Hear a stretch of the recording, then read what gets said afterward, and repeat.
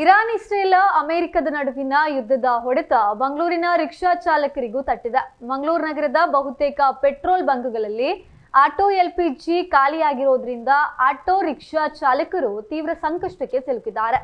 ನಗರದ ಪ್ರಮುಖ ಬಂಕ್ಗಳಲ್ಲಿ ಇಂಧನ ಲಭ್ಯವಿಲ್ಲದ ಕಾರಣ ಅನಿಲ ಇರುವಂತಹ ಬೆರಳೆಣಿಕೆಯ ಬಂಕ್ಗಳ ಮುಂದೆ ಆಟೋಗಳ ಸುದೀರ್ಘ ಸಾಲು ಕಂಡು ಬರ್ತಾ ಇದೆ.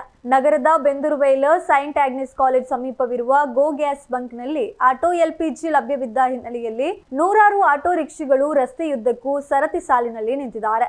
ತಮ್ಮ ದಿನದ ದುಡಿಮೆಯನ್ನ ಬದಿಗಿಟ್ಟು ಚಾಲಕರು ಗಂಟೆಗಟ್ಟಲೆ ಕ್ಯೂನಲ್ಲಿ ನಿಂತು ಗ್ಯಾಸ್ ತುಂಬಿಸಿಕೊಳ್ಳಬೇಕಾದ ಪರಿಸ್ಥಿತಿ ನಿರ್ಮಾಣ ಆಗಿದೆ. ಇದರಿಂದಾಗಿ ಆಟೋ ಚಾಲಕರ ದೈನಂದಿನ ಆದಾಯಕ್ಕೆ ಭಾರಿ ಹೊಡೆತ ಬಿದ್ದಿದೆ. ನಗರದ ಬಹುತೇಕ ಆಟೋಗಳು ಈಗ ಆಟೋ ಇಂಧನವನ್ನೇ ಅವಲಂಬಿಸಿವೆ. ಆದರೆ ಕಳೆದ ಕೆಲವು ದಿನಗಳಿಂದ ಬಂಕ್ಗಳಿಗೆ ಗ್ಯಾಸ್ ಪೂರೈಕೆಯಲ್ಲಿ ವ್ಯತ್ಯಯ ಉಂಟಾಗಿರೋದ್ರಿಂದ ಚಾಲಕರು ಕಂಗೆಟ್ಟಿದ್ದಾರೆ. ಬೆಳಗಿನಿಂದಲೇ ಗ್ಯಾಸ್ಗಾಗಿ ಅಲೆಯುತ್ತಿದ್ದಾರೆ.